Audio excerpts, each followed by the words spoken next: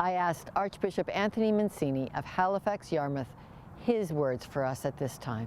Well, to one and all, I want to offer and express personal condolences to all those who have been affected, particularly to the RCMP officer who died in line of duty, to all of her fellow officers who continue to work hard at protecting us. This came as a shock that came upon us as we are struggling through another kind of shock.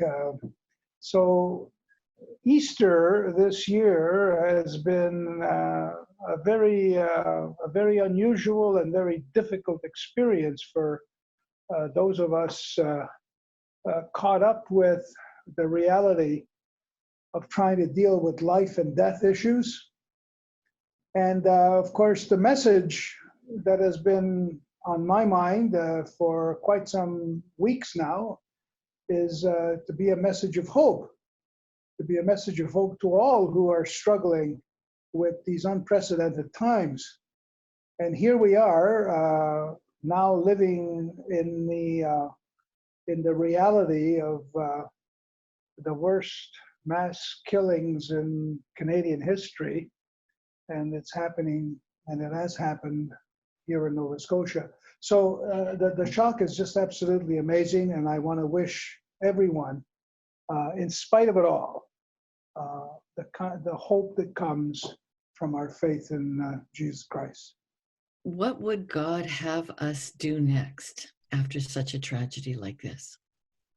Pray for one another, and to provide all of the possible care that we can to those who are grieving.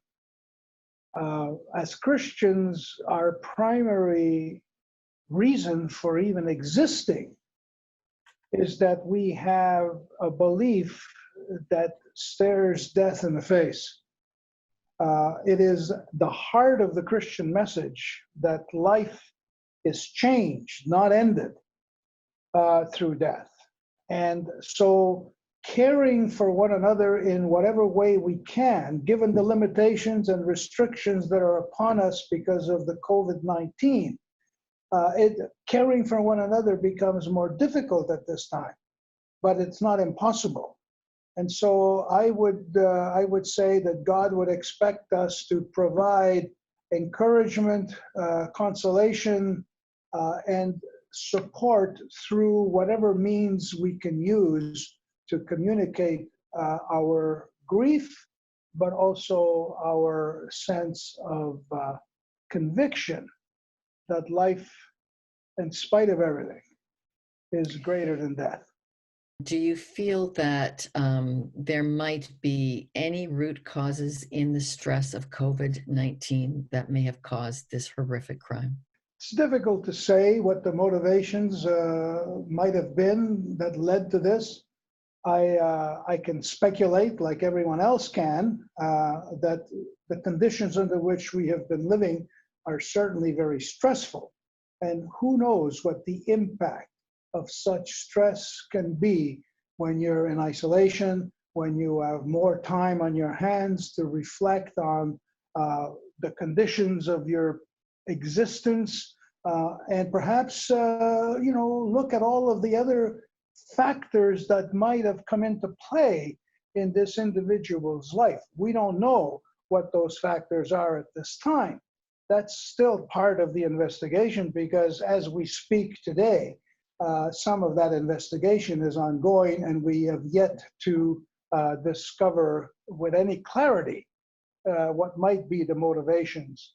But yes, the stress and the conditions under which we live can bring about some of the worst possible behaviors in the best of us. Father, what would you say in closing for a consolation to your community? Well, we are here. We pray with you. We are concerned for all those who have been hurt and who will be grieving for a long time.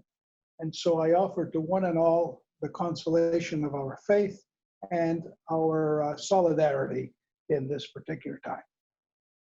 Archbishop Anthony Mancini of Nova Scotia, thank you so much. Thank you for asking.